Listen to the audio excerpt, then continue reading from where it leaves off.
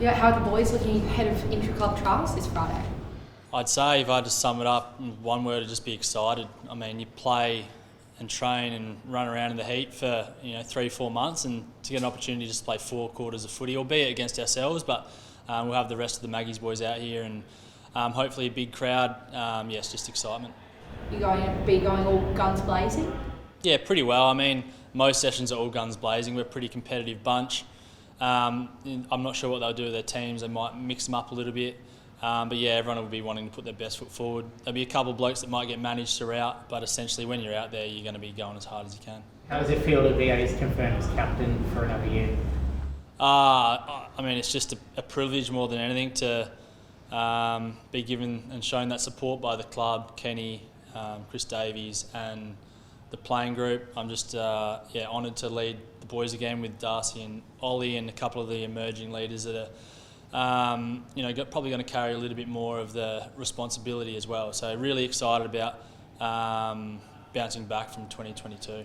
Just think about handing it on. There's been a few captaincy shifts already this pre-season, and with all due respect, but yeah, we've been really open with those conversations in the last 6 months since the season ended, and ultimately Kenny and Chief made the decision, and I just wanted to do what was right for the club, whether it was me this year or it was another face. I think we've built a footy department and playing group that's got a lot of strong leadership, and I'm just fortunate that this year it's me, and then at the end of this year we'll deal with that again. Is that as simple as just them coming to you, Teach, and just saying you're our man again if you want? Yeah. I mean, they obviously think reasonably deeply about these things. These aren't decisions just made off the cuff, but yeah, they would have considered everything and come to me and said, how do you feel about doing it again? There's obviously changes going on with our playing group and with other people's lives. I've got a couple of kids now, so but ultimately to be given this opportunity to lead the club, you'd never say no to that. It's an absolute privilege. You mentioned like guiding the guys back from what happened last year. Is there a sense of getting some sort of revenge on the competition? How do you view what 2023 will bring for you?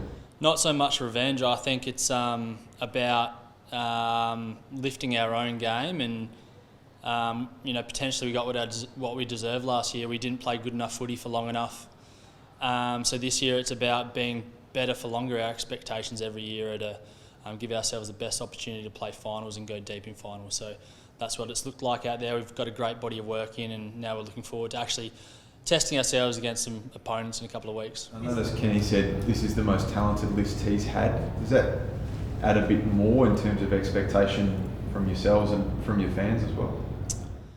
It should, and if anything, it should just give us more confidence about what we've got. You've still got to do the hard work, and you've got to have the hunger out there on game day, which probably we've got caught short a couple of times last year, thinking it might just happen, but talent's one thing, but putting it to work's another thing. I think, if anything, it's just great to know that the club's in such a strong position moving forward for when the likes of Boki, if he ever retires, and myself and Charlie and Scooter Lycett move on. There's so much beneath us willing to take this club into the next phase. It's an unchanged leadership group. Was there any, temptation or talk about adding a Connor or a Zach, one of those emerging leaders, into the leadership group? Yeah, I think you'll see those guys step up without being given an official title. I think you already see the way that Connor and Zach drive the standards out on the training track. Dan Houston's another one. So we'll continue to expose those guys to a little bit more responsibility and leadership, and they want it as well. They're really keen to step up a little bit. Their footy's at a place now where it's pretty well taken care of itself, so then they can start to focus on the people around them as well. Koshi called you guys the redeemed team. Do you kind of agree with that kind of sentiment, that this is the year of redemption for you guys? Yeah, I'm not so sure it's about redemption. We feel like maybe last year we let one slip, but our focus is purely forward now. We're not reflecting on what's happened. We obviously, reflected and reviewed at the end of the season, but now it's about putting our best foot forward, and we've done the work to take us forward and focus on winning our first trial game and then go from there. Having said that, you're obviously 0-5 last year. Have you changed pre-season to, hit the season running? Are you more advanced than you would have been this time last year? Yeah, it's probably a question you need to ask Kenny directly, or even our strength and conditioning coach. I think there's probably going to be some tinkering in the next month leading up to the first couple of games to ensure we're really fresh and ready to go, but I can't answer that exactly. With the trial match, I guess it looks like it's going to be Jeremy and Ollie probably not taking part, so everyone else is able to play? Yeah, pretty well. We got a pretty healthy list. I think Butsy's got a bit of a sore shoulder, but certainly it's not a concern. It's, he might get up for the internal, but if he doesn't get up for that, he'll be over in Perth ready to go. We're in a really good space. There'll be, like I said, a couple of blokes that might get managed, which has happened throughout pre-season and will continue to happen through the lead-up games. Do you have an idea if Raz will play?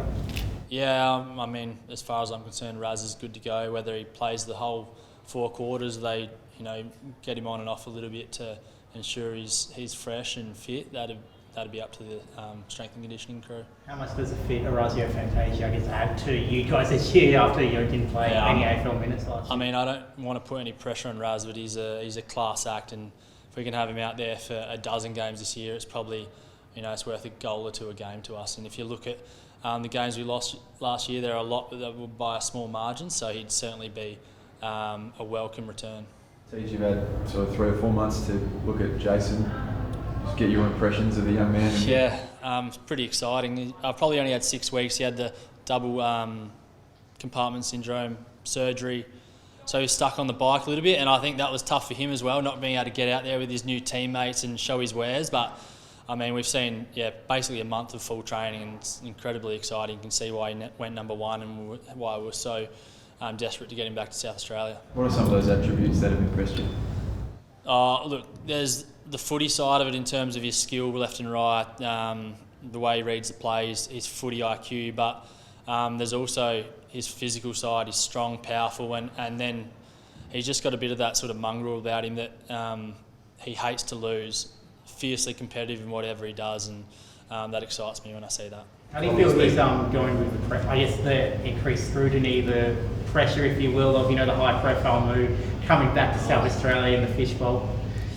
You'd have to ask him that. I think a number 1 pick's probably reasonably well adjusted regardless, and they've probably had a couple of years to acclimatise to it, the way that they get sort of exposed to the system a bit earlier now. So, he's got back here with his support network, so if anything, I think he'd be in a better space. What sort of role do yourself and the other leaders play in sort of getting around him, being a second-year player, like Sim said, so much hype around him coming back? Yeah, we just want to make Jace feel welcome, and I think everyone's done that.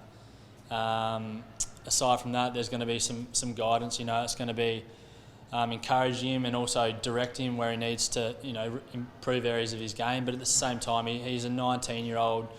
He's raw. We just want him to go out there and play footy, chase the ball, and do what we picked him up to do. Has anyone taken him under their wing, like a Boki kind of thing? Given he had those high publicised issues that North Melbourne kind of had with maybe a little bit of professionalism at times? Yeah, I don't think that's a huge concern. It's more about accelerating his development as a footballer, and so we're very fortunate. We've got Boki and Ollie both in there that have a wealth of experience and are really high quality people and players. So he's got plenty of guidance.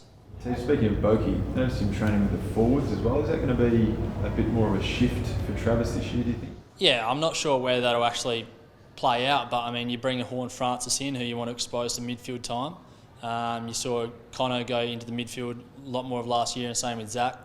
There's going to have to be someone that falls out, and we want to make sure that the people that do spend a bit more time at half forward or deep forward know the role inside out. Travis okay with that? I think last time that happened, sort of 2019, there were talks that it probably nearly derailed his career. He came back and played in the middle and won a best and fairest. Is he cool with the move, given the next generation is probably ready to take over? Yeah, I think Travis is always willing to do whatever the team needs, and he's shown that throughout his whole career. I think just because he's spending some time forward as well, it's not to say he's going to play purely forward. It's about having that skill set and those options so that we can chop and change. You've got Ollie that's going to go through there as well. It's a great problem to have.